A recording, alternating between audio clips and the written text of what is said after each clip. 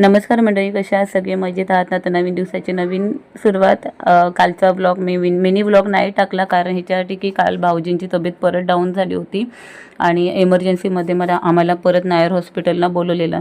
आणि नेमकं रात्री ना 12:15 वाजता लास्ट ट्रेन होती, ती भेटलीच नाही आम्हाला, म्हणून ओला केला आणि आम्ही डायरेक्ट हॉस्पिटलला आलो. मग ती रात्रीची धावपळ वगैरे होती ना, त्याच्यामुळे मी व्हिडिओ बनवलाच नाही. तो थोडं सकाळी फ्रेश होण्यासाठी ना चहा आणि म्हटलं नाश्ता काहीतरी करू.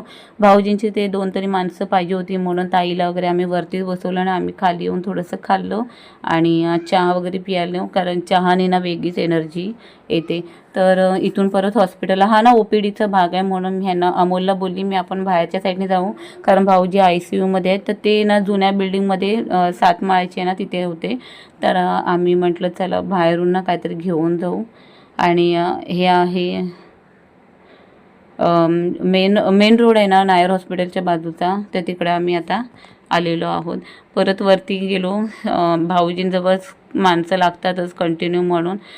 तर परत दुपारी आम्ही खायला बाहेर आलो, तर भात मागवला, म्हणजे फ्राय राईस मागवला आणि खाल्ला. भाऊजींची तब्येत थोडीफार डाऊनच होती, पण तिथे कोण ना कोण पाहिजेच ना, म्हणून त्याच्यामुळे डॉक्टरने आधीच सांगितलेलं की त्यांचे कोण नातेवाईक असतील ना तर इथे येऊन थोडा वेळ थांबत जा. तर इथे हे आहे, इथून आम्ही चाललो बायकाला, कारण काल रात्रीपासून आम्ही इथे होतो ना.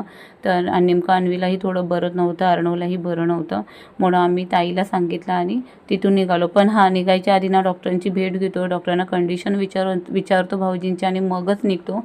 कारण कळव्यावरून ना नायर हॉस्पिटल यायला 1.5 तास लागतो. आणि मेन म्हणजे प्रॉब्लेम हा होतो की जर लेट नाईट आम्हाला कळलं ना तर ट्रेन नसते, त्याच्यामुळे मग आम्हाला ओलाने यावंच लागतं. तर इथे आम्ही भायखळा स्टेशनला आलो. भायखळा स्टेशनला आल्यानंतर आम्ही डायरेक्ट ठाण्याला उतरलो, कारण कळव्यावरून पटकन रिक्षा नाही मिळत, म्हणून ते इथे ही एवढी मोठी लाईन होती. आणि ऑटो पकडून आता आम्हाला घरी जायचं होतं. आता ही लाईन जवळ आलेली, पण ना इथे जवळपास रिक्षा तिथे लाईनीमध्ये दिसत नव्हते. आम्ही देवाला एकच प्रार्थना करत होतो की लवकरात लवकर रिक्षा मिळावी आणि घरी जावं. तर हा मिनी ब्लॉग कसा वाटला हा कमेंट्समध्ये नक्की सांगा. बाय.